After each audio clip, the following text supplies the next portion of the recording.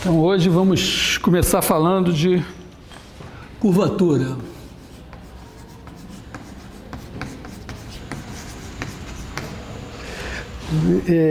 Bom, quer dizer, curvatura é uma medida, né, mede o quão curva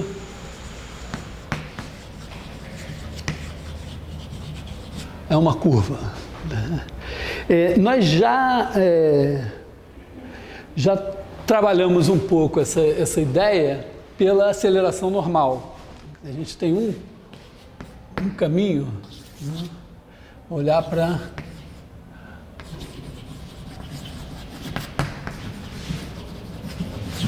aceleração normal. Quer dizer, a gente olha para C, intervalo I. Eu vou para simplificar um pouco a vida aqui, eu vou me restringir a curvas planas. Tá? C de I em R2, e aí a gente olha para C ponto é velocidade, C dois pontos é igual a aceleração, aí a gente escreve aceleração igual a aceleração tangencial mais aceleração normal, né? Então, no caso de uma curva plana, tem aqui o ponto, então aqui tem a velocidade, aí aqui você tem a aceleração, essa aceleração se decompõe em duas componentes, né? Então, aqui você tem aceleração tangencial e aqui você tem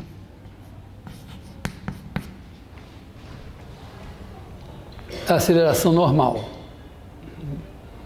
E a ideia é que a norma, a gente pode chamar de curvatura, em princípio,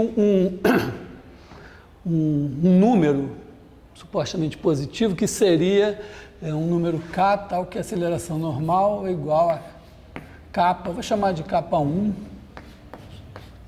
norma de V ao quadrado. Quer dizer, a curvatura seria a razão entre a aceleração normal e o quadrado da velocidade. A gente já fez essa conta e viu que isso independe da parametrização.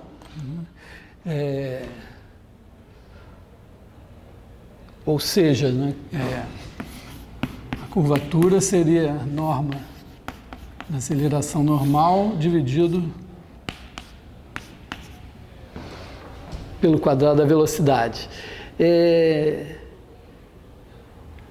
Eu não me lembro agora quanto é que dá isso, mas a gente pode fazer essa conta. Nesse caso simplificado, né, que a gente faz C igual a XY, então V igual a X ponto, Y ponto, A igual a X dois pontos, Y dois pontos, qual é esse aqui, né? E nesse caso, ó, nesse caso aqui, a gente pode fazer como está no plano, você tem a componente tangencial é dada por esse cara e a componente normal é dada por esse cara girado de 90 graus. Quer dizer, aqui a gente pode fazer um vetor n que seria, não vai, quer dizer, o n vai ser, eu vou girar sempre no sentido trigonométrico, de maneira que o n vai ser o unitário, aqui assim, né? Quer dizer, o n vai ser menos y ponto, x ponto, aqui sobre, aqui agora eu já posso dividir vetor por número, x ponto quadrado mais y ponto quadrado elevado a 1 meio. Tá? Quer dizer, eu já aprendi, né, que dado um vetor xy, quando eu giro ele de 90 graus no sentido trigonométrico, as coordenadas são menos yx. Então, se eu girar o V de 90 graus, eu vou ter o menos y ponto, x ponto. A norma dele é a mesma norma desse cara, é isso aqui.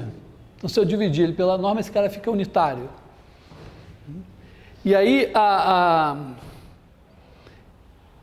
eu posso chamar de aceleração normal. Vamos dizer, para pegar a norma da aceleração normal, o que vai ser? Ó? Eu faço o produto escalar do vetor aceleração com esse n, vai dar essa projeção aqui, talvez com o sinal errado, mas quando eu pegar o módulo, o valor absoluto, vai dar certo. Então, se eu fizer simplesmente o A escalar n e pegar o valor absoluto, vai dar isso. Bom, quanto dá então, vamos dizer, minha curvatura K1, né, vai ser norma de AN dividido por norma de V ao quadrado. Então, A escalar N vai ser o produto escalar desse daqui por esse daqui. Então, é menos y ponto x dois pontos mais x ponto y dois pontos, quer dizer, eu estou fazendo só esse com esse. Agora ainda tem que ter no denominador isso daqui e tem que ter isso daqui também. Esse norma de V é o mesmo cara aqui. Então eu vou ter esse escalar esse, ainda tem isso aqui, então eu tenho x ponto quadrado mais y ponto quadrado elevado a 1/2 e ainda vezes x ponto quadrado mais y ponto quadrado que estava aqui. Então isso aqui vem a 3/2.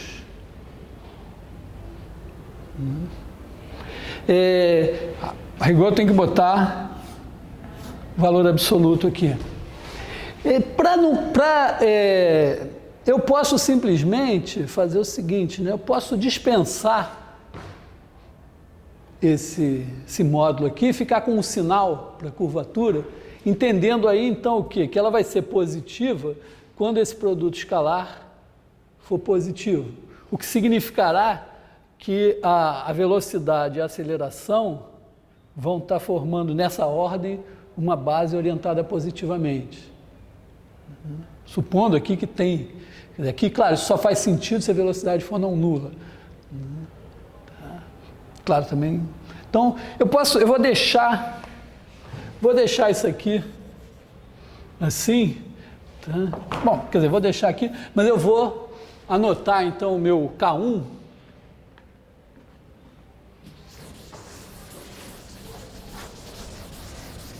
Quer dizer, olhando para a aceleração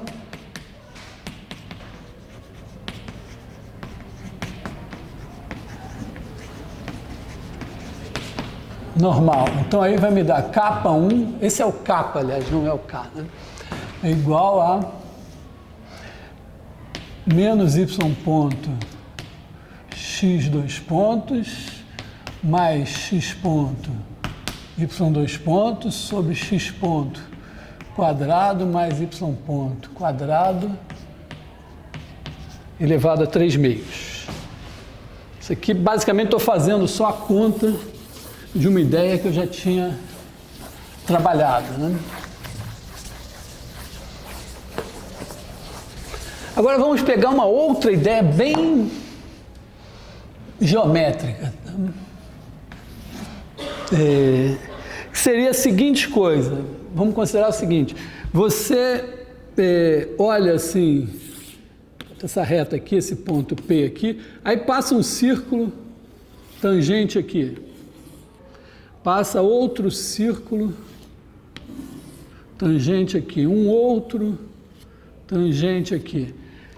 A ideia aqui é a seguinte, é que quanto menor o raio, mais curvo é o círculo. Você tem que curvar mais, né? Vamos dizer, andando o mesmo tanto, você curva menos num círculo de raio maior do que num círculo de raio menor. Então, dizer aqui, vamos dizer, inverso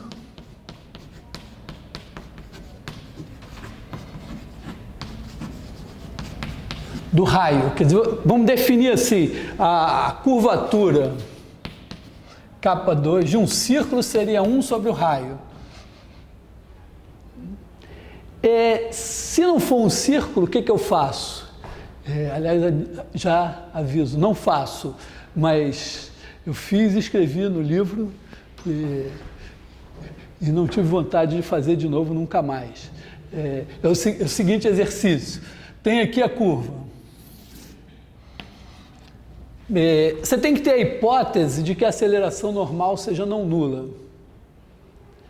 Se a aceleração normal for não nula, você garante o seguinte, se você tiver aqui o ponto C de t, se você pegar um H e um K aqui, supondo assim que H é menor que zero e K é maior que zero. Oi. É porque se a aceleração, a hipótese da aceleração normal ser não nula, é o seguinte, é que com a aceleração normal nula, você pode, uma das coisas que podem acontecer com a aceleração normal nula é uma coisa assim, você tem uma mudança de concavidade, digamos aqui assim. E aí o que pode acontecer é que você possa pegar um ponto aqui, outro aqui, e esses três pontos serem colineares. Porque o que eu quero fazer? Eu quero pegar o ponto C de t, pegar dois pontos, um à direita e outro à esquerda, e pegar o círculo passando por eles. Não estou demonstrando isso agora, mas mais para frente podemos fazer isso até em R3, é fato que se você tiver aceleração normal não nula, você garante que para H e K suficientemente pequenos, esses três pontos não são colineares.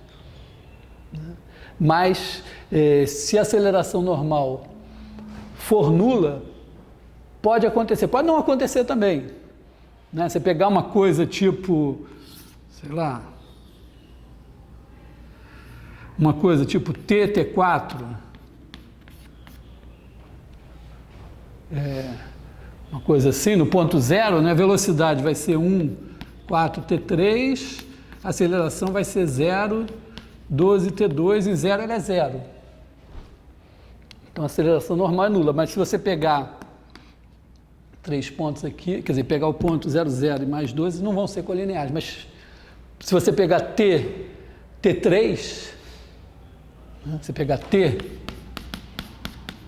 T3, que vai ser uma coisa assim, né? Então você vai ter 1, 3T2, 0, 6T, em 0 isso vai dar 0, 0, mas qualquer reta que você passe aqui pela origem vai pegar um ponto aqui, e você pode, com a reta chegando na horizontal, ir aproximando esses pontos de cá. E aí essa construção, porque o que eu vou querer fazer aqui? Eu vou esboçar a construção, é um bom exercício para vocês que gostam de fazer muita conta.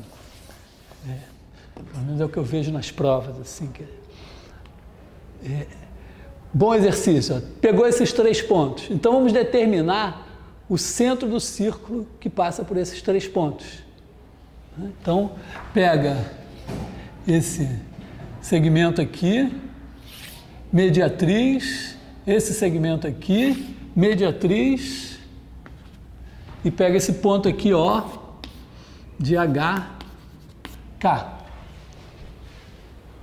E agora você pega o limite quando H e K tendem a zero, com H menor que zero, menor que K, de O de HK. E você tem também, ligando esse cara, aqui você tem R de HK, que é essa distância, é o raio do círculo. Que é o círculo que passa por esses três pontos. Então, qual é a ideia? Quando H e K tenderem a zero, esse ponto tende para um certo ponto O, esse raio tende para um certo raio R. Esse círculo O, esse limite aqui, vai ser igual a um certo O de T. E o limite, quando H e K tenderem a zero, com H menor que zero e K maior que zero, de R de HK, vai ser um certo R de T. O O de T, vamos chamar de centro de curvatura, e o R de T de raio de curvatura. Vamos dizer, um análogo da derivada, né? A derivada você procura a reta que melhor aproxima, que nós estamos procurando o círculo que melhor aproxima. E aí, o K2 vai ser 1 sobre esse R. A ideia é que essa curva foi aproximada por um círculo e o inverso do raio do círculo é a curvatura da curva. Então, aqui, inverso do raio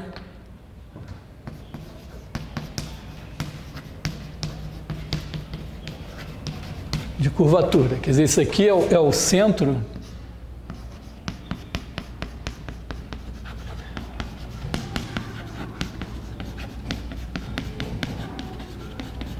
de curvatura, e esse aqui é o raio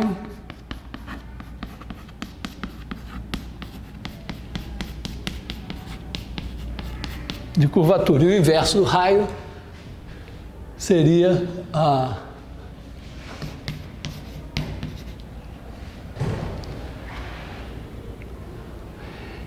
e a menos do sinal, se você botar isso aqui com o módulo, né? Deixar isso aqui com o módulo assim, se você deixar com o módulo, você faz a conta, pelo menos eu fiz, e você acha a mesma coisa. São duas maneiras diferentes de pensar a questão. Estou tentando definir o quão curva é uma curva. Uma maneira seria chegar pela aceleração normal, descobrir que tem essa relação entre a aceleração normal e o quadrado da velocidade e chegar numa fórmula para a curvatura. A outra maneira seria dizer isso, ó, a curvatura é o inverso do raio do círculo, então você pega o círculo que melhor aproxima a curva e pega o inverso desse raio. Incrível, chega na mesma coisa. Terceira, isso aqui é um bom exercício tem que pegar reta aqui, fazer a interseção de retas, achar o ponto, uma passagem ao limite, não é daquelas de exercíciozinho de cálculo, né? É boa. Então essa aqui vou remeter ao que já está no texto e é um bom exercício para vocês também. Terceira maneira de ver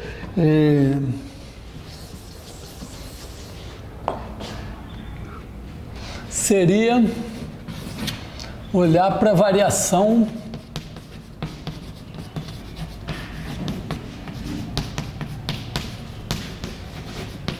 angular da normal. Tanto pode ser da normal como da velocidade. Aqui só, como a curva é plana, estava falando isso no final da aula passada, né? Você tem aqui em cada ponto, aqui você tem o ponto C de T, aí você tem o vetor V de T. Aí você gira esse vetor de 90 graus, assim, e pega o unitário. Chama esse cara daqui de N de T. Aí você pega agora o C de T mais H, pega de novo aqui o velocidade, pega o normal unitário, chama esse aqui de N de T mais H, e olha aqui no círculo unitário, você olha aqui o N de T,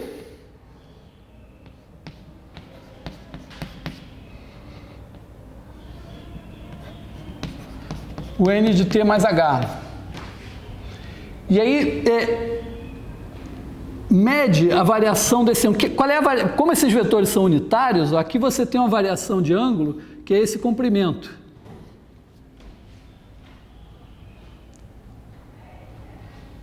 Que você pode derivar em relação ao tanto que você andou aqui.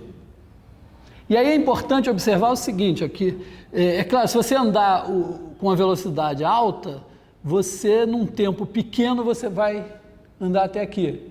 Com uma velocidade baixa você vai ter um tempo grande, quer dizer,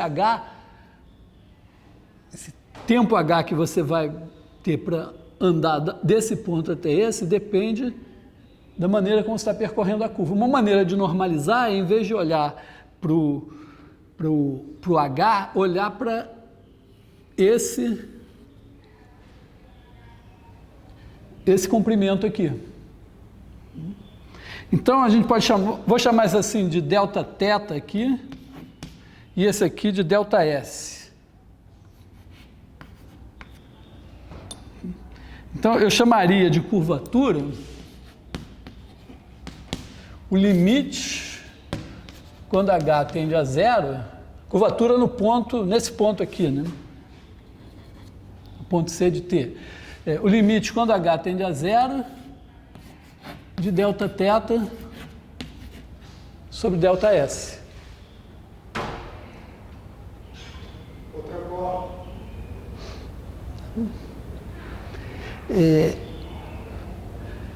Pensando aqui o seguinte, ó, que o N, se você tiver C, vamos fazer essa conta aqui de novo agora. C é igual a XY. O V é igual a X ponto, Y ponto. O N é igual a 1 sobre x ponto quadrado mais y ponto quadrado elevado a 1/2 menos y ponto x ponto.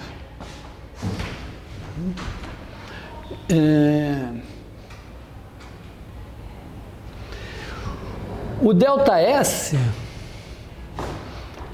para calcular o delta S, eu preciso integrar a norma do vetor velocidade. Se eu fizer delta S é igual a integral de t até t mais h de norma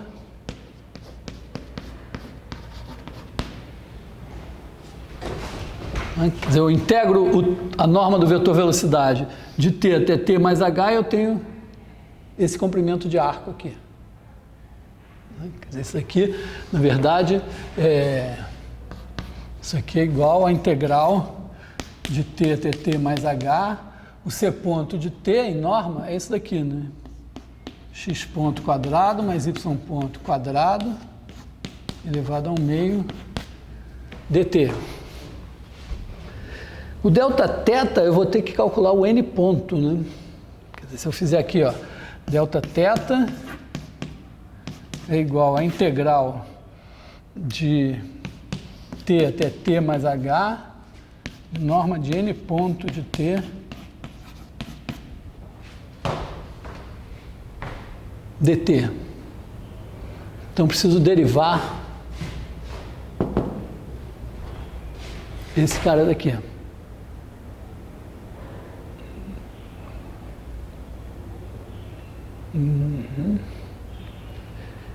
Quem é o n ponto de t? Então, n ponto... Bom, eu vou ter 1 sobre x ponto quadrado mais y ponto quadrado elevado a 1/2 vezes a derivada desse, menos y 2 pontos, x 2 pontos, mais, agora, a derivada desse daqui vezes esse.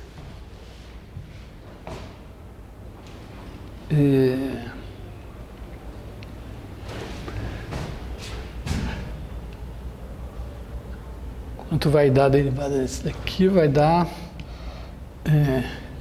menos. Quer dizer, eu posso pensar isso aqui como esse cara elevado a 1/2, está menos meio, né? Então, menos meio, x ponto quadrado mais y ponto quadrado elevado a menos 3/2, vezes a derivada do que está aqui dentro, que é 2 vezes x ponto, x2 pontos, mais y ponto, y2 pontos, tudo isso multiplicando o vetor menos y ponto, x ponto.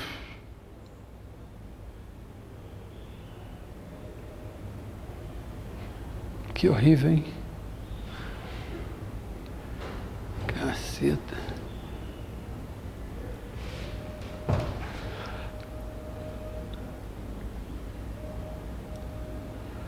Será que tem alguma coisa boa aqui que eu possa...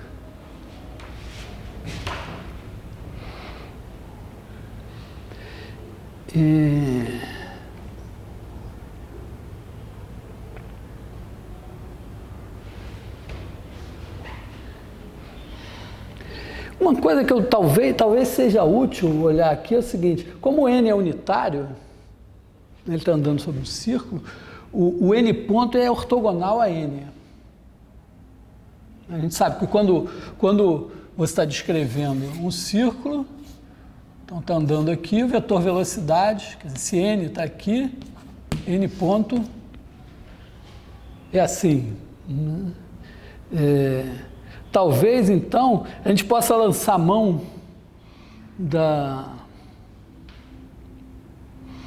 mesma ideia, assim, que seria pegar, em vez de calcular a norma desse cara, fazer o seguinte, ó, pega o n ponto, o n ortogonal,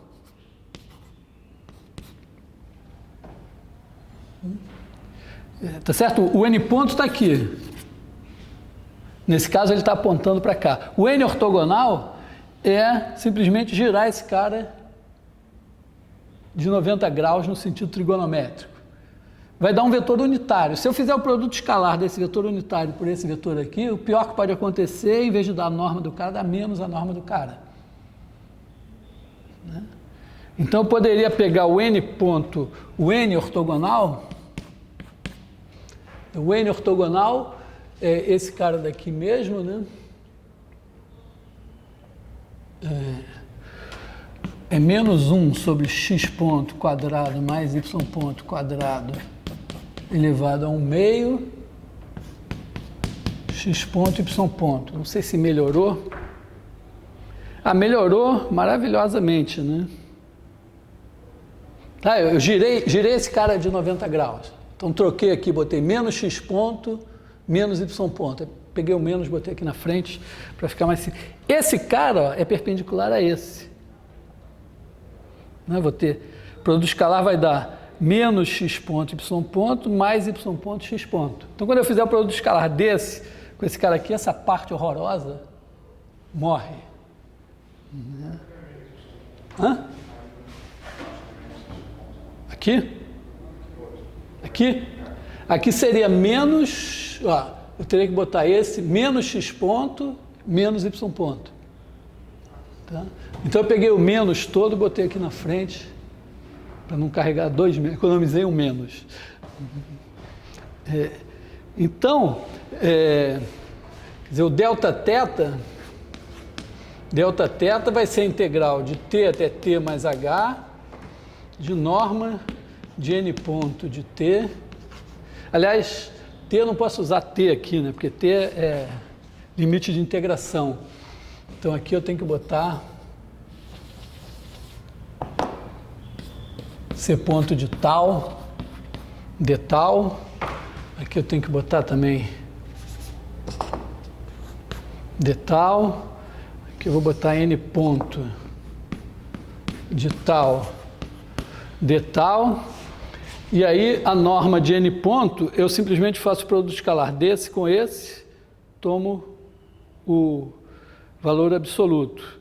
Bom, aqui eu tenho esse elevado a 1/2, esse elevado a 1/2, então isso aqui vai ser igual a integral de t até t mais h, aí eu vou ter 1 sobre x ponto quadrado mais y ponto quadrado, que corresponde a esse vezes esse, e aqui eu vou ter menos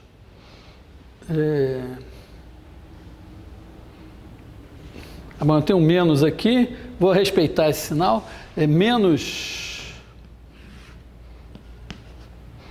y ponto x 2 pontos mais x ponto y 2 pontos só, né?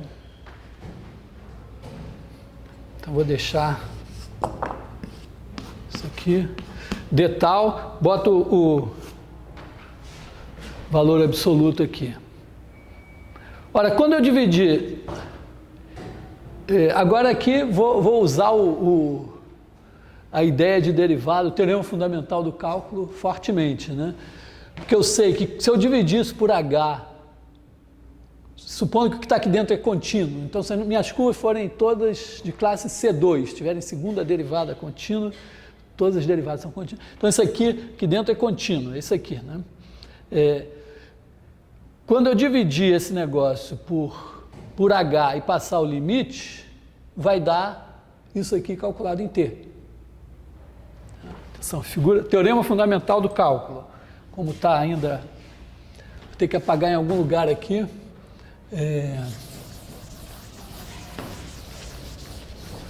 Vou abrir mão aqui, deixar esse cara aqui igual a capa 2. Lembrando a figurinha do teorema fundamental do cálculo, né? Você tem aqui uma função f contínua. Aí você fixou um ponto qualquer aqui A, aqui x, aí faz f de x igual a integral de a até x de f pequeno de t dt. Se você fizer f grande de x, então é isso. F grande de x mais h é isso aqui. Então, f grande de x mais h menos f grande de x é igual a integral, é essa integral menos essa, então é essa aqui. Então, a integral de x até x mais h de f pequeno de t dt. Se você dividir por h, você bota 1 sobre h aqui. Então você estará dividindo essa área laranja por h, que é esse tamaninho aqui. Isso está entre, a área laranja está entre a área desse retângulo e a área desse retângulo. Quando você divide por h, você vai ter algo que vai estar entre essa altura e essa altura aqui. Quando h tende a zero, as duas alturas tendem para essa daqui, que é o fzinho de x. Esse é o teorema fundamental do cálculo. Então aqui, ó, a gente vai ter o quê? Daqui a gente vai ter ΔS sobre H, quando H tender a zero, tende para isso daqui. X ponto quadrado mais Y ponto quadrado elevado a 1/2. E aqui, ó, Δθ sobre H vai tender para esse cara daqui. Δθ sobre H tende para norma de menos Y ponto x 2 pontos mais x ponto y 2 pontos. Quem estiver depois vendo esse negócio no celular, desculpa o tamanho da letra aqui, está um pouco pequeno, né? Dividido por x ponto quadrado mais y ponto quadrado. Vou apagar aqui essa explicação de tudo, né? Vou só botar essa conta maiorzinha aqui. Eu quero o limite, quando h tende a zero, de Δθ sobre ΔS, que é igual ao limite, quando h tende a zero, de Δθ sobre h vezes 1 sobre ΔS sobre h. Bom, mas o Δθ sobre ΔS sobre h, aliás, o ΔS, vamos fazer o Δθ sobre h, ó, o Δθ é essa integral de t a t mais h disso aqui. Quando eu divido por h e passo ao limite, eu vou ter, quando h tender a zero, esse bicho aqui. Então, isso aqui tende para a norma de menos y ponto x 2 pontos mais x ponto y 2 pontos sobre x ponto quadrado mais y ponto quadrado. E o ΔS sobre h, ele é essa integral. Quando eu divido por h, faço h tender a zero, ele tende para isso aqui.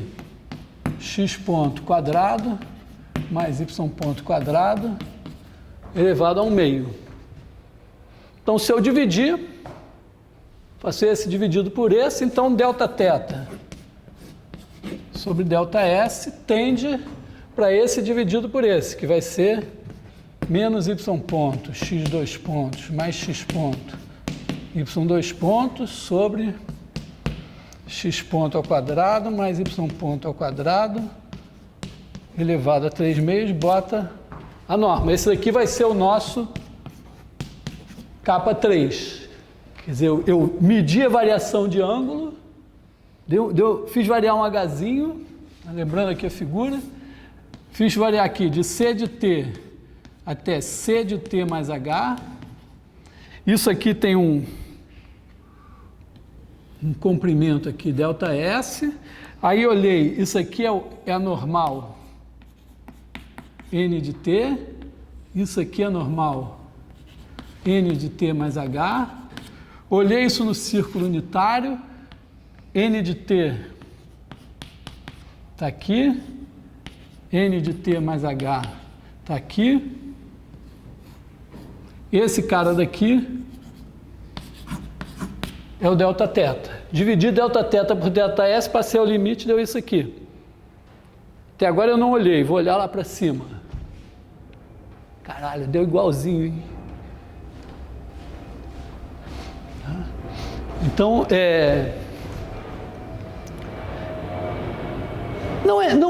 eu podia ter deduzido isso diretamente pensando o seguinte, olha, a variação angular de n em relação a t, eu fiz na aula passada.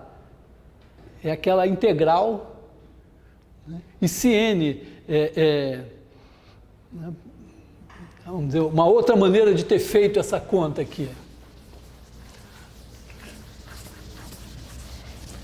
Observando, bom, então, quer dizer, eu fiz 1 pela aceleração normal, 2 pelo inverso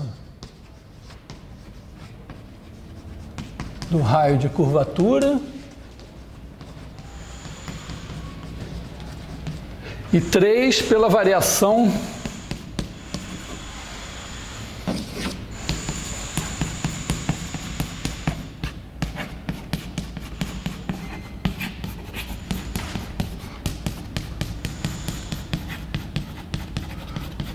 angular da normal. Só vou fazer a mesma conta de novo sem fazer essa história toda. Eu podia ter pensado assim, ó, o n, estou olhando aqui, o n é uma curva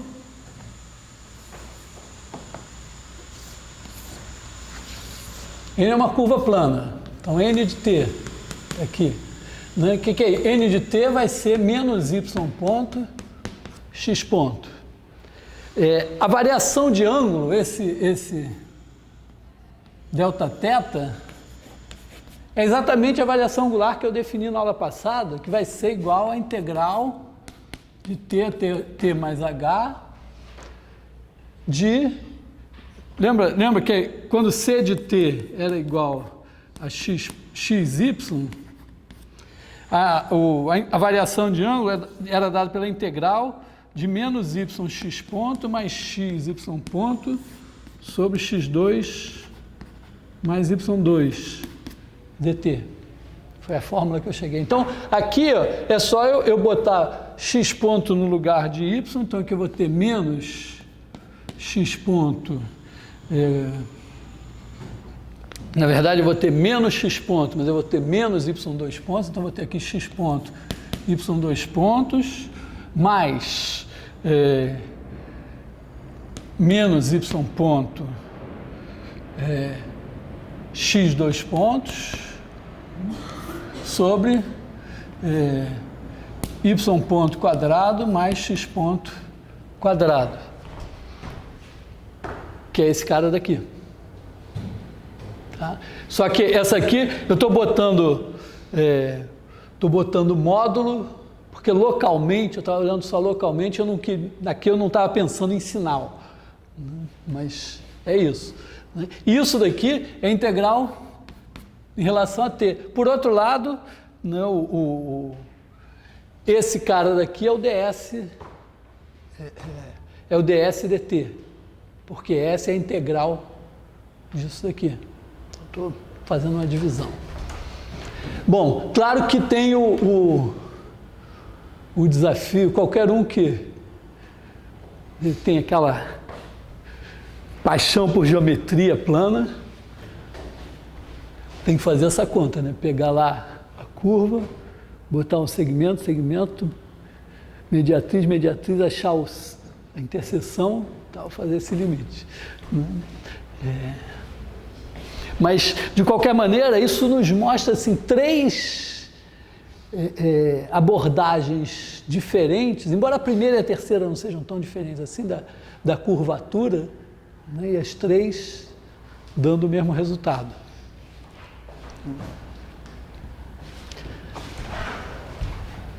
Bom,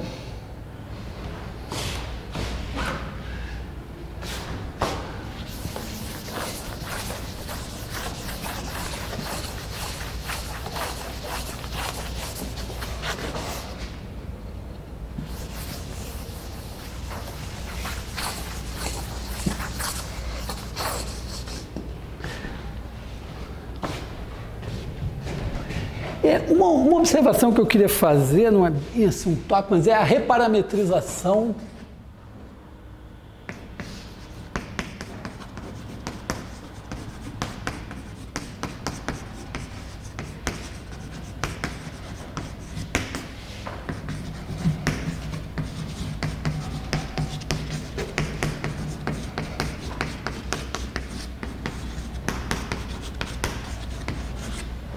que é o seguinte, você tem uma curva, você tem aqui o intervalo I e tem a função que dá a curva aqui. Então aqui você tem T, C de T. Mas quando a gente mede o comprimento, isso aqui, a ideia é que isso é o tempo e a curva está andando aqui. Então o tempo que leva para percorrer a curva tem alguma coisa a ver, mas não equivale ao comprimento da curva. Primeiro que você pode percorrer a curva muito depressa e o comprimento da curva ser muito maior que o intervalo de tempo, ou simplesmente mudar a unidade que mede o comprimento ou a unidade que mede o tempo, de maneira que fique completamente diferente uma coisa da outra. Ou ainda tem um problema, quer dizer, na verdade, você pode percorrer, por exemplo, aqui, né, esse T aqui está mais próximo da metade do caminho do que esse cara parece estar da metade do comprimento. A sensação é que nesse primeiro trecho aqui a gente andou mais depressa e no final aqui a gente vai andar um pouco mais devagar. O seu movimento não precisa ser com a velocidade constante. Mas é possível sempre fazer uma reparametrização, que é a seguinte: você define, supõe só o seguinte, que você tem C aqui, supõe que C é de classe C1, quer dizer, tem derivada primeira contínua, e que C ponto de T diferente de zero para todo T. Quer dizer, a velocidade não se anula. Já vai ficar claro por que eu quero isso. Porque aí você pode definir S de I em R. Vamos dizer que esse T aqui seja A, B. Que cada T leva integral de A até T de C ponto de tal em norma de tal. O que é isso? Eu pego aqui do tempo A até o tempo T, eu meço, aqui é o C de A,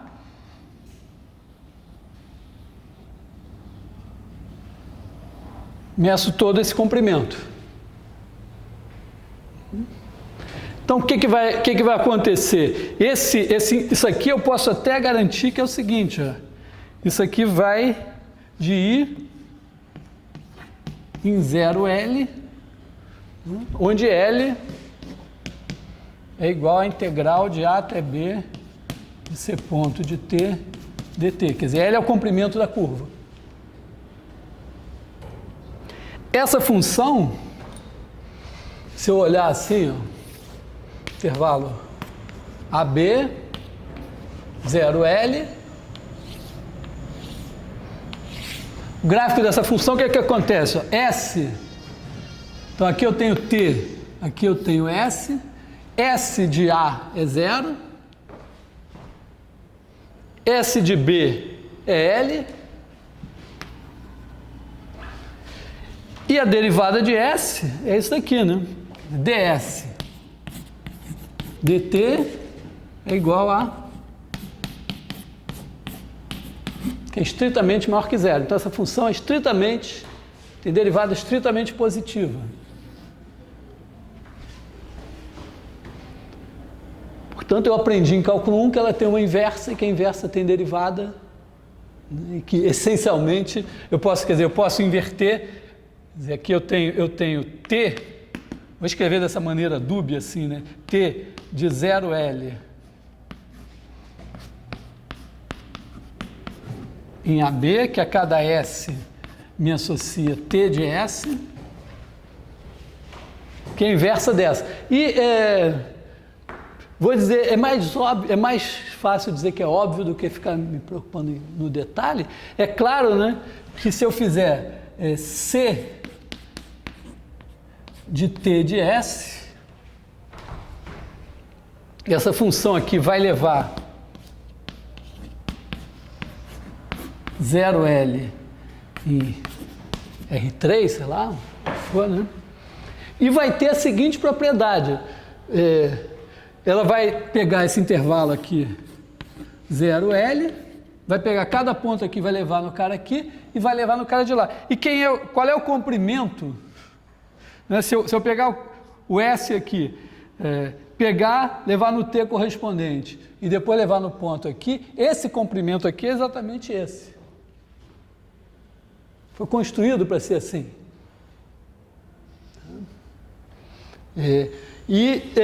Com certeza, se eu fizer a derivada em relação a S de C de T de S e pegar a norma, isso é 1. Porque aqui, ó, eu estou andando, quer dizer, eu construo isso de maneira que eu vou andando aqui, percorrendo o S, e o espaço percorrido aqui, o comprimento percorrido, é exatamente igual ao S. Se eu andar daqui até aqui, aqui é S, esse comprimento é S, então daqui até aqui, isso é S. Essa velocidade é 1. O que eu estou dizendo então é o seguinte: se você tem uma curva parametrizada de classe C1, que tem velocidade sempre não nula, Então você sempre pode reparametrizar essa curva por comprimento de arco, de maneira que você anda com velocidade 1. Isso é bom na hora de fazer, às vezes, contas, calcular. Você sempre pode dizer, suponha que a curva esteja parametrizada por comprimento de arco. Vamos em frente. E aqui, de novo, aqui é um bom exercício de cálculo. Estou usando o teorema de função inversa de cálculo de maneira totalmente abstrata, mas é uma situação importante. Bom,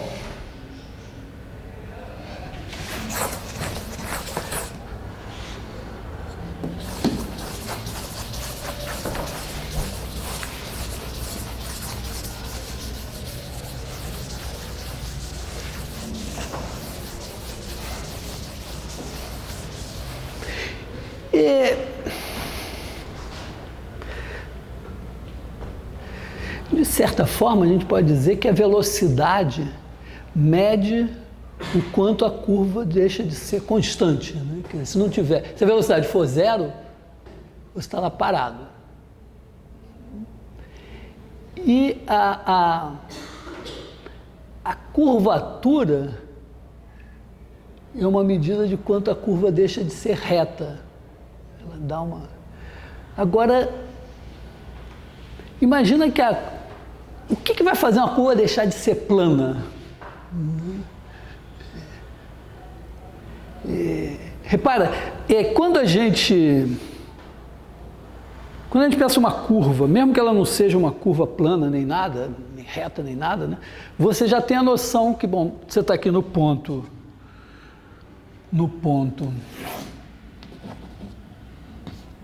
C de t, e aí você tem aqui o vetor velocidade C ponto de t. E meio que a gente sabe, né, que a reta, vamos dizer, a reta da curva, a reta que aproxima a curva é essa daqui. Agora, imagina que essa curva está aqui no espaço, de repente ela nem é plana. Nesse ponto daqui, qual seria o plano da curva?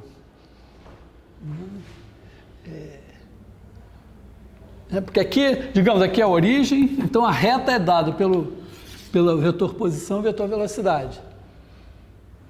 E talvez um bom chute seja dizer, bom, tem aqui o vetor velocidade, tem aqui o vetor aceleração. Se eles forem linearmente independentes, eles definem um plano junto com esse vetor posição. Quer dizer, se você disser o plano definido por esse vetor, por esse ponto e mais esses dois vetores aqui, esse plano a gente poderia pensar que é o plano da curva. Mesmo que ela não quer dizer que ela esteja nesse plano, mas se você... ela pode nem ter nenhum outro ponto nesse plano, como, vamos dizer, essa curva não tem nenhum outro ponto nessa reta. Tirando esse aqui, assim, vou apagar aqui. Não tem nenhum outro ponto nessa reta, mas essa é a reta que melhor aproxima a curva aqui. Então agora vamos pensar nisso. Qual é o plano da curva? E provavelmente, quer dizer, eu acredito que seja razoável pensar que o plano da curva é dado por esses dois vetores aqui. Bom, não há dúvida que o plano da curva tem que passar pelo C de t, né? Então eu pensaria qual é o vetor normal ao plano da curva. Vou tentar fazer o seguinte experimento, a seguinte conta.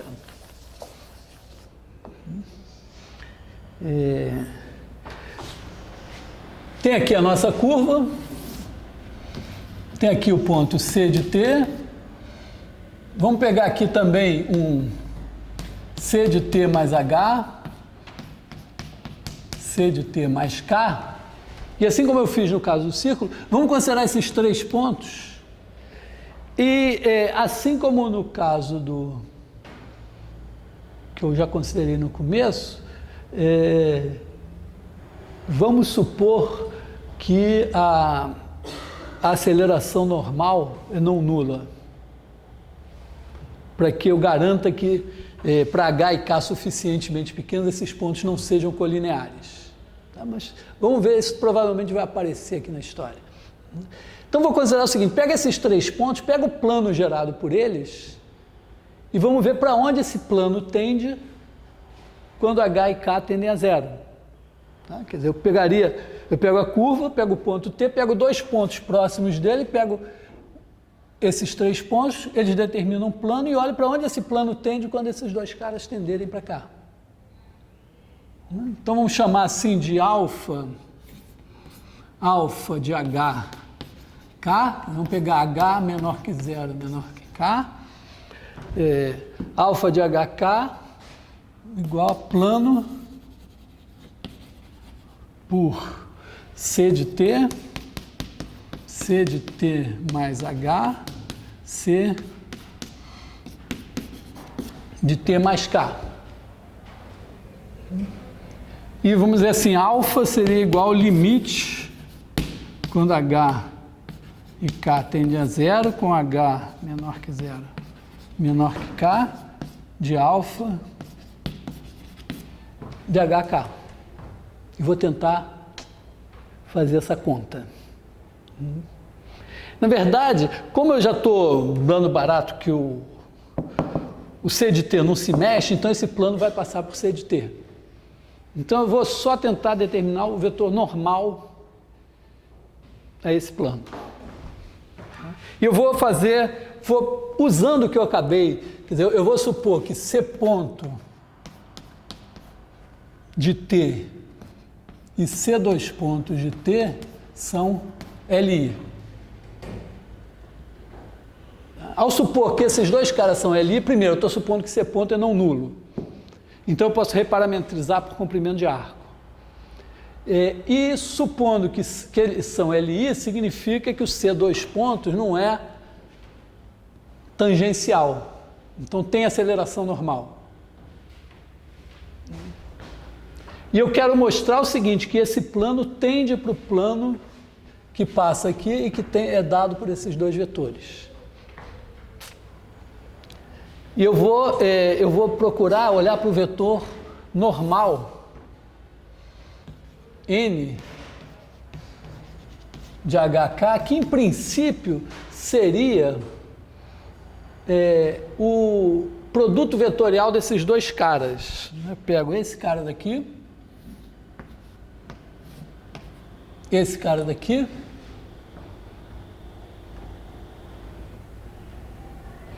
acho que tá bom assim, né? C de T mais K menos C de T, produto vetorial por C de T mais H menos C de T. Na verdade, eu vou botar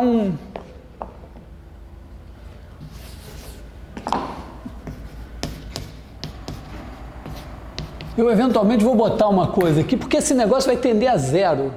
Né? Não tem chance, não tenho chance de eu olhar o limite disso quando H e K tendem a zero e dar alguma coisa. Por quê? Porque quando H e K tendem a zero, esse vetor tende a zero, esse vetor tende a zero, o produto vetorial vai tender a zero. Então eu vou ter que dividir por alguma coisa, algum número que faça esse negócio ficar maiorzinho.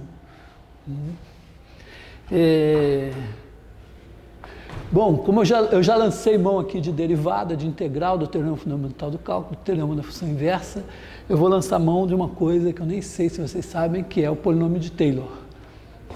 Já viram o polinômio de Taylor? Então, polinômio de Taylor. Aqui eu vou fazer o seguinte, ó, eu vou usar aqui C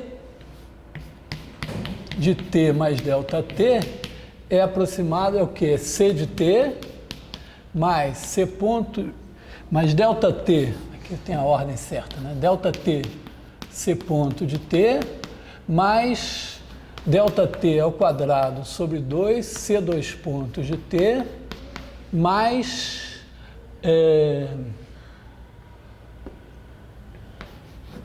delta T ao quadrado, epsilon de ΔT com epsilon de ΔT tendendo a zero quando ΔT tende a zero. Tá? Isso seria, vamos dizer, claramente é o quê? Isso aqui é vetor, mas isso aqui eu faço em cada coordenada e depois vira um polinômio de Taylor vetorial. De maneira que esse cara daqui, ó, C de T mais H menos C de T, vira C de T mais K, né, primeiro. Esse cara daqui vira, esse C de T morre, vira K C ponto de T mais K ao quadrado sobre 2C 2 pontos de T mais K2 epsilon de K. E o C de T mais H menos C de T vira HC ponto de T mais H2 sobre 2 C2 ponto de T mais H2 epsilon de H. Bom, agora fazendo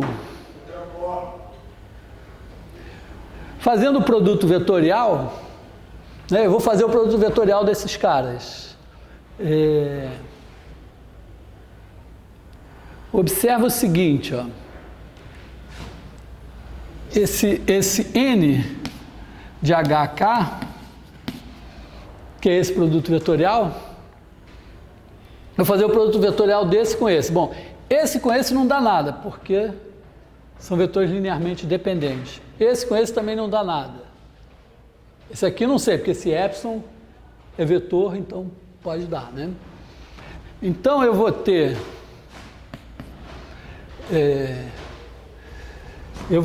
K H2 sobre 2, né? Esse daqui vezes esse, menos HK2 sobre 2, C ponto vetorial C2 pontos. Vou botar sem o T agora, vou botar C ponto vetorial C2 pontos. Então, ó, é esse com esse com esse. E depois tem, vamos dizer, tem esse com esse aqui, né?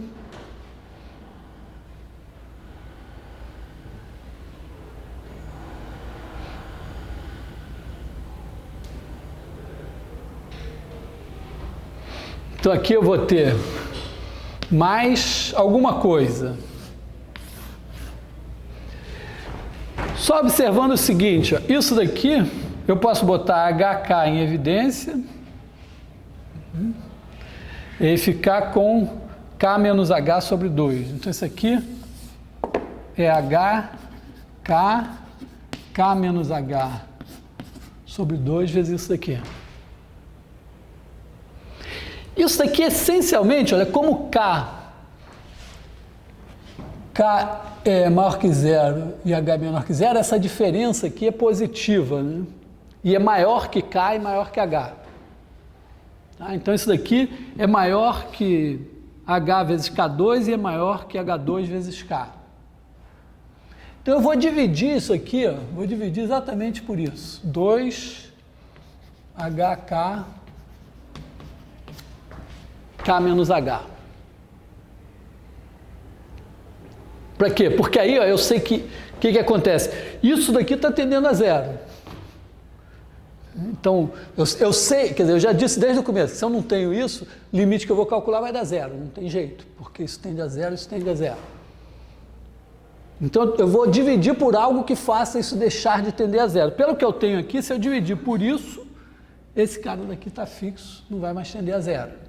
Então, na verdade, quando eu divido por isso, eu obtenho aqui C ponto vetorial C2 pontos mais alguma coisa, que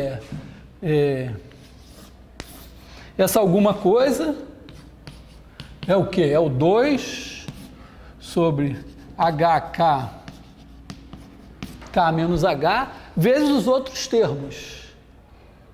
Os outros termos são, ó, esse mais esse mais esse vezes esse aqui. Então eu tenho K, H2, ó, aqui tem K, aqui tem K, aqui tem K, aqui tem H2. Então KH2 vezes C ponto, KH2 vezes epsilon, vezes, agora aqui eu tenho C ponto, mais K sobre 2, C2 pontos, mais K epsilon de K.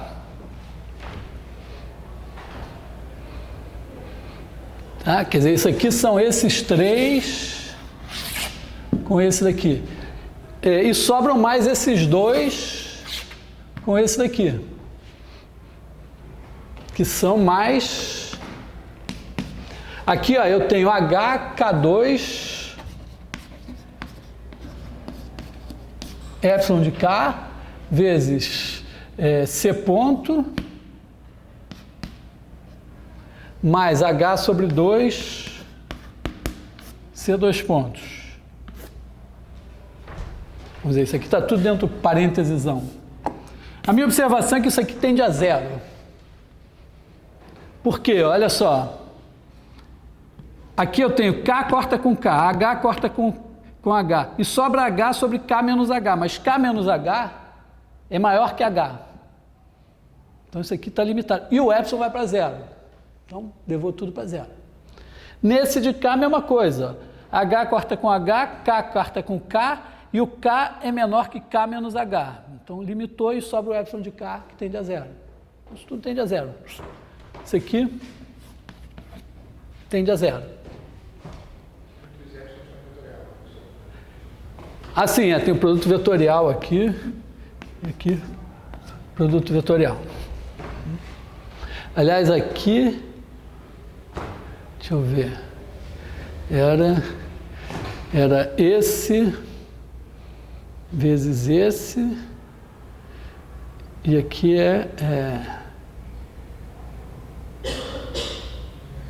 aqui é menos, né? É menos? É menos, porque eu troquei a ordem aqui, né? Botei o epsilon na frente. Tá? Bom, mas moral da história, eu tenho isso mais uma coisa que tende a zero. Então, esse vetor aqui é um vetor o quê? Eu peguei o produto vetorial desses dois e então deu um cara normal aqui. Aí esse cara eu simplesmente multipliquei por um número. Então esse vetor é normal ao plano dado por esses 3. E o limite dele, quando H e K tendem a zero, é o produto vetorial desses dois, que é não nulo, porque eles são linearmente independentes. Então, significa primeiro, que realmente, se eu calculasse o plano passando por esses 3 vetores, olhando o limite dele, quando H e K tendem a zero, vai dar o plano passando por esse cara e dado por esses 2 vetores aqui. Mas, como esse vetor normal aqui tem limite, que é um vetor não nulo, significa, né, que esse vetor aqui, esse produto vetorial aqui, para H e K pequenos não pode ser nulo. Porque, claro, se isso aqui fosse nulo para valores arbitrariamente pequenos de H e K, não poderia tender para uma coisa diferente de zero. Então, isso garante que para H e K suficientemente pequenos, esse produto vetorial é não nulo e, portanto, esses 3 pontos não são colineares. Que é uma coisa que eu afirmei desde o começo, mas agora estou provando que se o vetor velocidade e o vetor aceleração são linearmente independentes, no ponto T, então, se eu pegar 2 pontos aqui próximos de T, pelo menos uma à direita e outra à esquerda, eles não vão ser colineares. Bom, então, beleza, já fiz alguma coisa. Mas, bom, aqui não usei nada.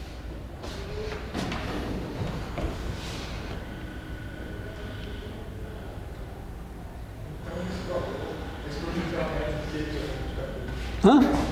Esse produto vetorial, esse valor no limite médio da voltar. Não, esse produto vetorial, ele é o vetor normal ao plano da curva. Quer dizer, eu estou dizendo o seguinte, que a curva, uma curva, mesmo não sendo plana, se ela tiver num determinado ponto velocidade e aceleração linearmente independentes, existe naquele ponto o plano da curva. É o plano mais próximo da curva. Uma espécie de plano tangente à curva. E esse plano é dado pelo vetor posição, que é o ponto da curva, e o vetor velocidade e o vetor aceleração. Eles determinam o plano da curva. Esse plano tem até nome, é o plano osculador. Osculador vem de ósculo, que é beijo, né? Mas, na verdade, o osculador aqui vem para dar a esperança da seguinte coisa: aquele exercício que eu deixei, de que nós poderíamos pegar esse ponto, esse só no plano, e pegar esses 3 pontos, pegar o círculo que passa por eles e olhar o limite desse círculo, pode ser feito no espaço também.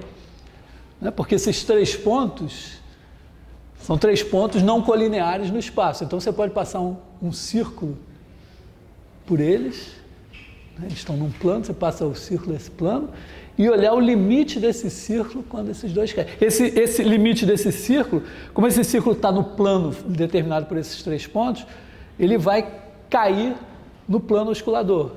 E esse círculo, que eu até não falei antes, mas é o círculo osculador. Aí é mais claro o nome círculo osculador, porque é o círculo que beija a curva. Né? Ok?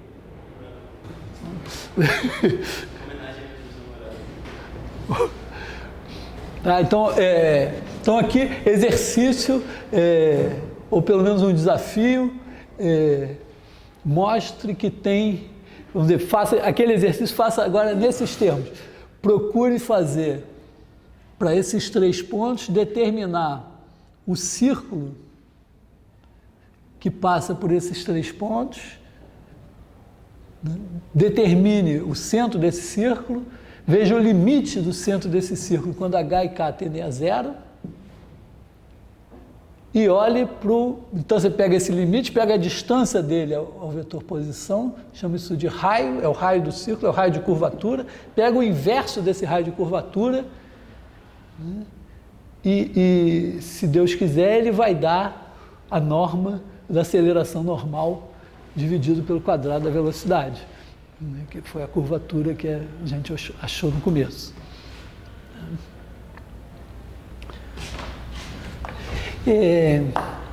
Aqui agora começa a gente a se colocar a questão que é a seguinte, ó, você tem a curva, você pode dizer assim, o que faz uma curva, vamos dizer, deixar de ser constante? Bom, velocidade não nula. O que faz uma curva deixar de ser reta? Aceleração normal não nula. O que vai fazer uma curva deixar de ser plana? Mas tem que ter a ver com a terceira derivada, de alguma maneira, né? Deve ter alguma coisa a ver com a terceira derivada.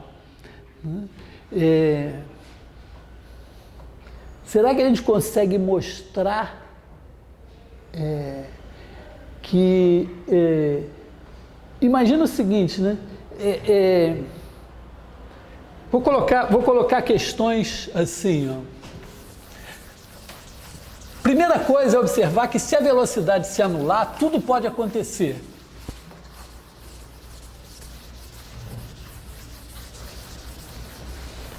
Como a gente já viu no começo desse mini curso, né? Você pode vir assim, se você puder parar aqui, você pode sair assim.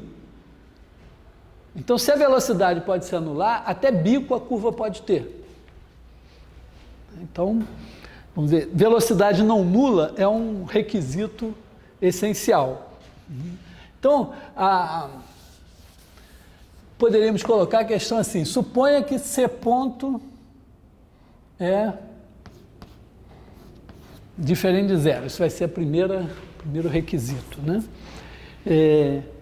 Agora, suponha que o vetor aceleração e o vetor velocidade são linearmente dependentes, o que significará que o vetor aceleração é múltiplo do vetor velocidade. Então, primeira questão, se C dois pontos igual a, sei lá, alfa C ponto. Então, o que a gente espera? Só tem aceleração na direção da velocidade. Ela não deve mudar, então a curva deve ser reta, né? Isso aqui deve implicar reta, quer dizer, reta, movimento retilíneo. Não precisa ser uma reta inteira, você pode até andar um pouco na reta, mas isso deve ser verdade.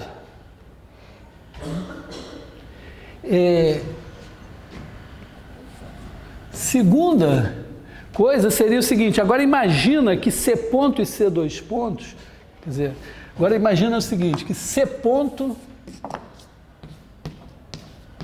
e C dois pontos são linearmente independentes. Imagina que a terceira derivada, a primeira derivada, a segunda e a terceira são linearmente dependentes, ou seja, a terceira derivada é a combinação linear da primeira e da segunda. Ora, a primeira e a segunda estão dando o plano da curva. Se a terceira continua nesse plano, ela não está puxando a curva para fora do plano. Então é provável que a curva continue sempre no mesmo plano. Então, se C três pontos igual a alfa C ponto mais beta C dois pontos, isso deve implicar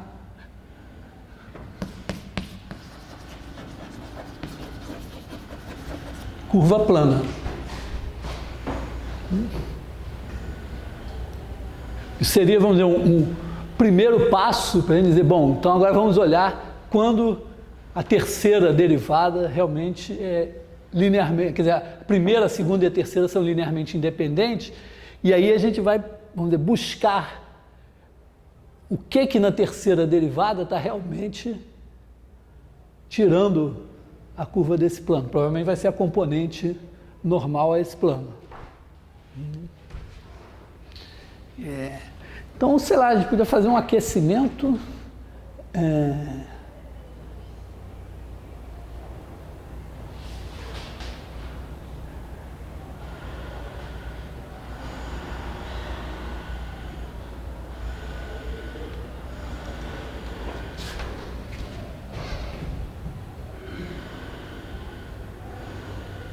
Vamos, sei lá, deixar esse aqui deve ser mais fácil.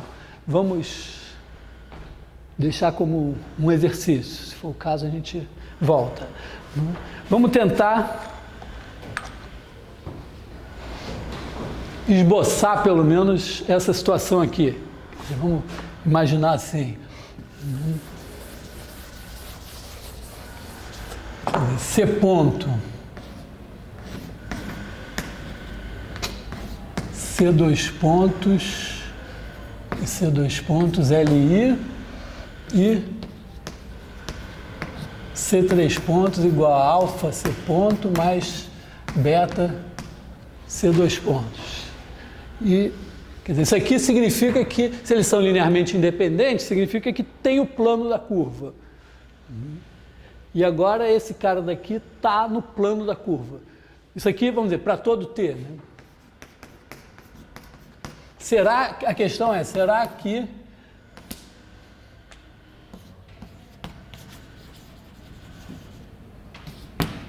ser uma curva plana?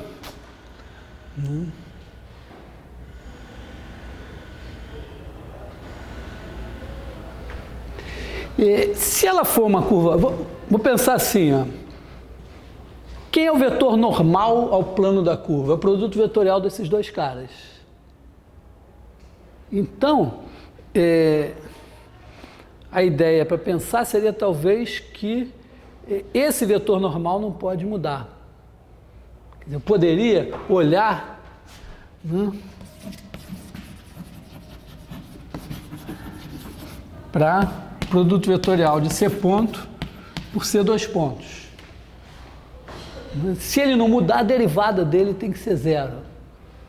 Mas tem um detalhe, né? É que, em princípio, esse cara daqui, ele pode... O tamanho dele pode mudar. É uma coisa que vai nos atrapalhar um pouco, né? Vamos fazer uma hipótese adicional. Depois a gente vê como... A gente sabe que como esses dois caras são linearmente independentes, a velocidade é não nula, então eu posso sempre reparametrizar por comprimento de arco. Então eu vou supor que está parametrizado por comprimento de arco. Depois eu vejo se, no caso que não está, se vai funcionar. Então, vamos fazer, suponhamos... C ponto... Isso é equivalente a estar parametrizado por comprimento de arco. Quer dizer, eu reparametrizei, então vetor velocidade sempre igual a 1. Se o vetor velocidade é sempre igual a 1, se eu descrever aqui está a origem, aqui está o C ponto de T, o tamanho dele, esse tamanho daqui é 1. Ele está no círculo de raio 1. O C dois pontos é o vetor velocidade do C ponto. Então, o C dois pontos é perpendicular a ele. Tá?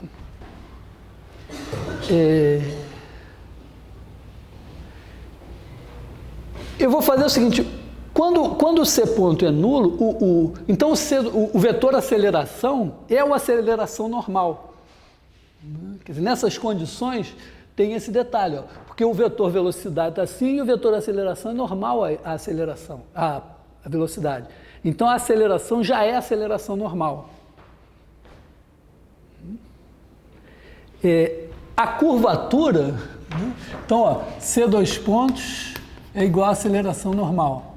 E a curvatura, vamos pegar a curvatura escalar, né, sem ser o vetor de curvatura, que vai ser a aceleração normal sobre o quadrado da velocidade. A velocidade aqui é 1. Então a curvatura vai ser a norma do C dois pontos. Então, em vez de eu olhar para esse cara daqui, esse cara é unitário. Esse aqui se tornará unitário se eu dividir pela curvatura.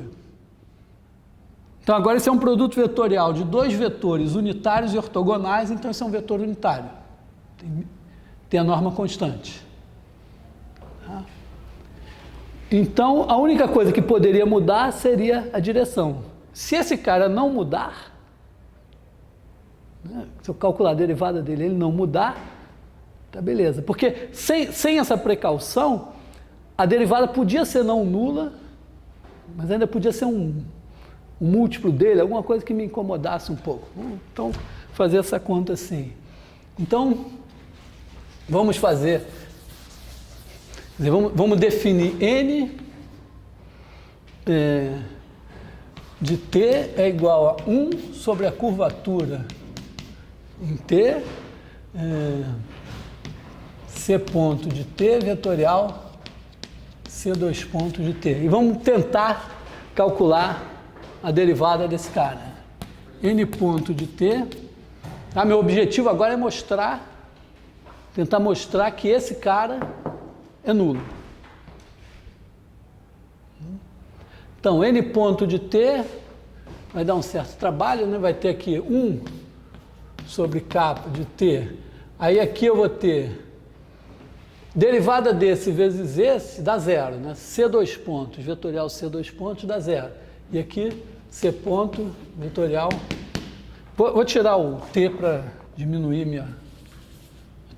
Tá, estou usando aqui que produto se deriva como produto. Então, derivada desse vezes esse, mais esse vezes a derivada desse. C2 ponto vetorial C2 ponto, zero. Né? Então é 1 sobre capa, esse daqui.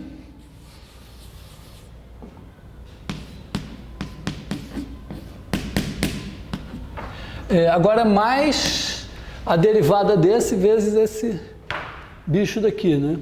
A derivada de capa, isso daqui vai ser menos capa ponto sobre capa quadrado, C ponto, vetorial, C2 pontos.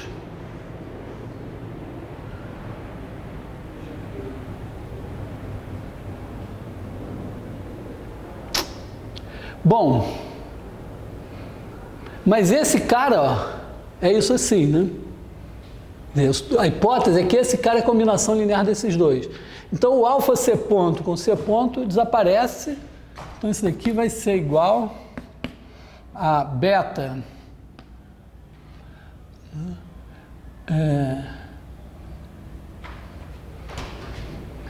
a beta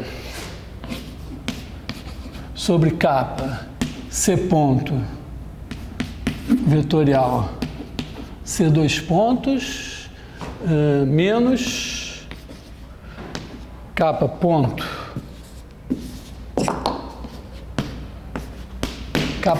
sobre capa quadrado C ponto vetorial C2 pontos.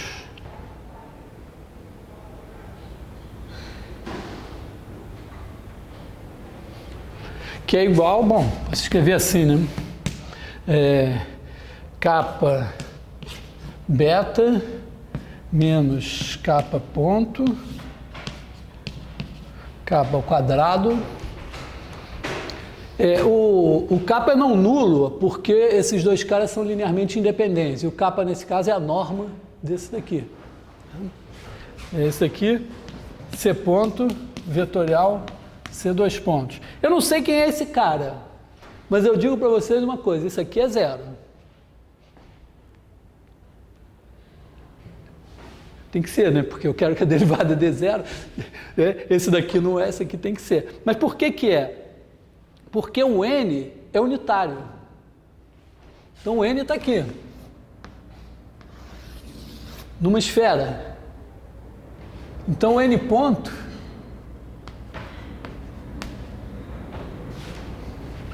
é ortogonal a n. Mas o que eu estou vendo aqui é que o n ponto é um múltiplo de n. Esse cara daqui só pode ser ortogonal a esse se isso aqui for zero.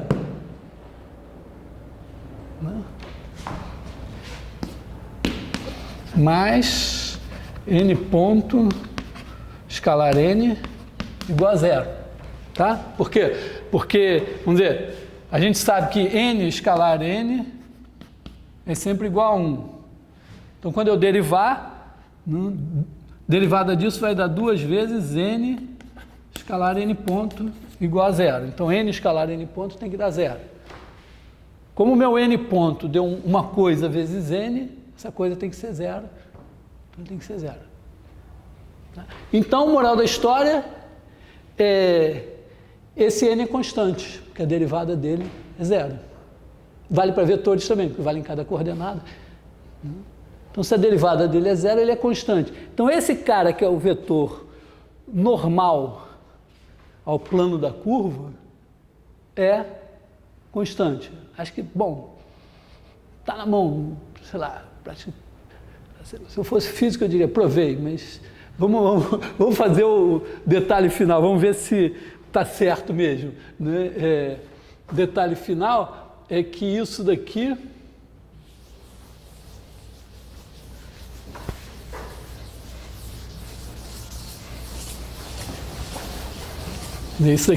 é igual a um certo n0 constante.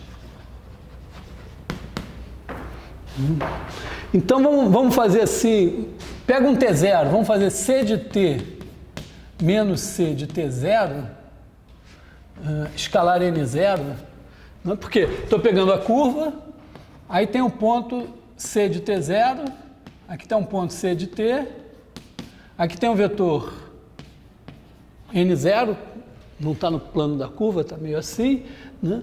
Se essa curva está toda no mesmo plano, esse vetor aqui é um vetor do plano, tem que ser perpendicular a esse.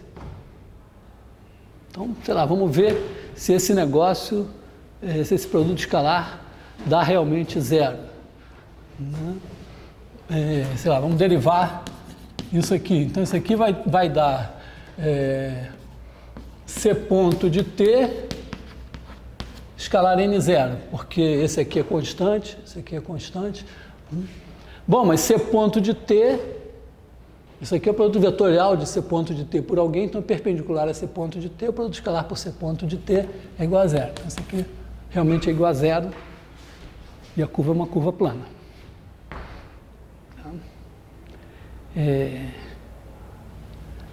Bom, detalhe final. Eu fiz isso com a hipótese de que a curva seja parametrizada por comprimento de arco. E se não for? Agora seria pela norma do produto vetorial de C ponto, C2 pontos, que daria no mesmo. Só porque, sei lá, a derivada talvez...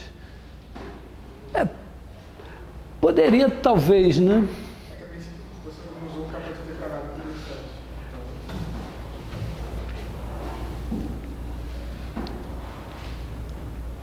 interessante. Será que funcionaria? Vamos ver. Se eu fizesse vamos tentar esse caminho aqui, vamos ver se funciona bem. Tem coisas aqui que eu usei. Porque o que você usou para dizer que ele tem mais zero é que os vetores eram independentes. Vamos ver. Vamos ver se eu simplesmente chamar isso aqui C ponto 1 sobre, sei lá, gama de T, onde gama de T é igual a norma de C ponto vetorial C2 pontos. Será que funciona?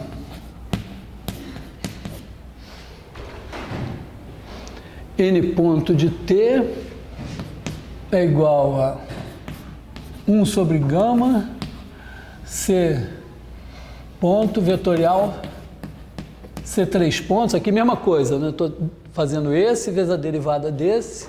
Aqui C2 pontos com C2 pontos dá zero e C ponto vetorial C3 pontos. E menos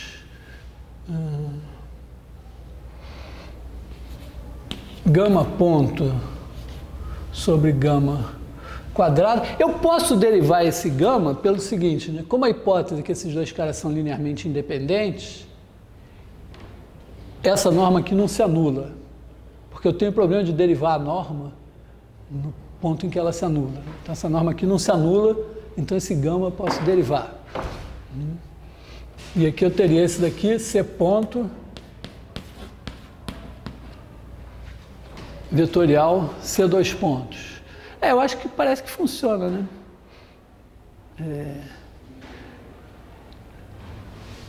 Porque aqui também esse N que eu estou colocando aqui é unitário. Então ele quer dizer, aqui quer dizer, continuando aqui, isso aqui é igual a, botando aqui beta, quer dizer, isso aqui é beta gama menos gama ponto sobre gama 2 C ponto vetorial C2 pontos. Já substituí aqui, ó, alfa C ponto aqui, não deu nada, beta C2 pontos, passei o beta sobre gama para cá, multipliquei por gama em cima e embaixo, teve o mesmo denominador, ficou isso daqui. Que é igual, né, isso é igual a um certo lambda N. Mais norma de N igual a 1 implica que N ponto escalar N igual a zero, e isso implica que lambda igual a zero. Acho que funciona, se não tiver feito nenhuma grande besteira aqui nessa. nesse momento assim, por leviandade, por vontade que dê certo, parece que deu certo, né? A hipótese de ser por comprimento de arco, acho que pode ser dispensada aqui. Tá? Então, bom, moral da história, de qualquer maneira, então, mesmo sem ser parametrizada por comprimento de arco, se você tiver velocidade e aceleração linearmente independentes, então em cada ponto tem o plano da curva. Se a terceira derivada for combinação linear da velocidade e da aceleração, então a curva é plana. Então agora, o próximo passo vai ser pensar, bom, essa componente para fora do plano, que essencialmente você pode pensar assim, né, alguma coisa que tem a ver com o produto, vamos dizer, se o produto vetorial desse por esse for não nulo, então realmente a curva pode deixar de ser plana e ter alguma coisa que meça o quanto ela deixa de ser plana. Tem um nome isso, alguma coisa assim que é o correspondente, nesse caso, à curvatura, é chamada torção. Porque, num primeiro momento, talvez a gente não se dê conta, mas se a curva está curvando, ela ainda pode ser plana. Então, para ela deixar de ser plana, ela tem que curvar e torcer. Como se você tivesse assim um negócio assim, que você fizesse isso para ela sair do plano, para não ficar num plano só.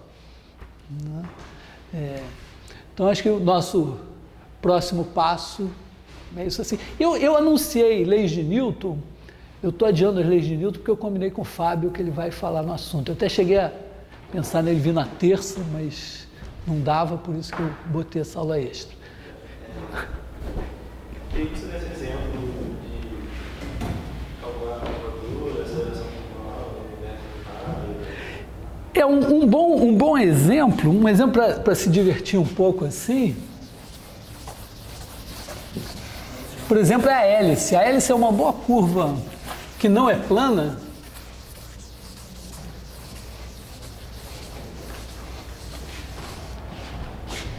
Um exemplo assim, com curvatura constante, mas que não é. Por exemplo, uma questão que você podia pensar, bom, se a curva tem curvatura constante, será que ela é um círculo? Dá para ver que se ela for uma curva no espaço, né, a hélice é uma curva assim, né? Você bota uma curva R cosseno T, R seno T, e pode botar um outro parâmetro aqui, sei lá, lambda T ou AT.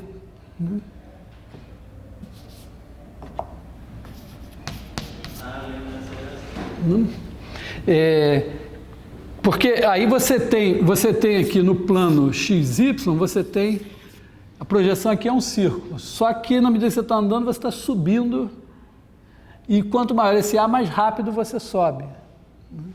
E aqui é interessante você olhar a relação, a torção a gente ainda não tem, mas depois é um caso interessante de olhar a relação entre curvatura e a torção, e como é que muda quando você aumenta o R, quando você aumenta o A, quando você varia R, varia A. É um exemplo interessante. Deixa eu ver o que mais assim. Em termos de curvatura, sei lá, pode pensar na elipse.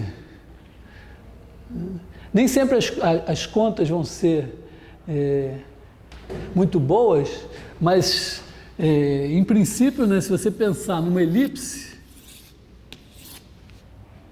alguma coisa assim, A cosseno T, B seno T, então isso aqui é X, isso é Y, então você tem X2 sobre A2 mais Y2 sobre B2 igual a 1. Supõe que A é maior que B. Se essa figura está certa, aqui a curvatura deve ser maior e aqui a curvatura deve ser menor. Você deve fazer, se você fizer T variar de 0 a π sobre 2, você deve ver a curvatura diminuindo.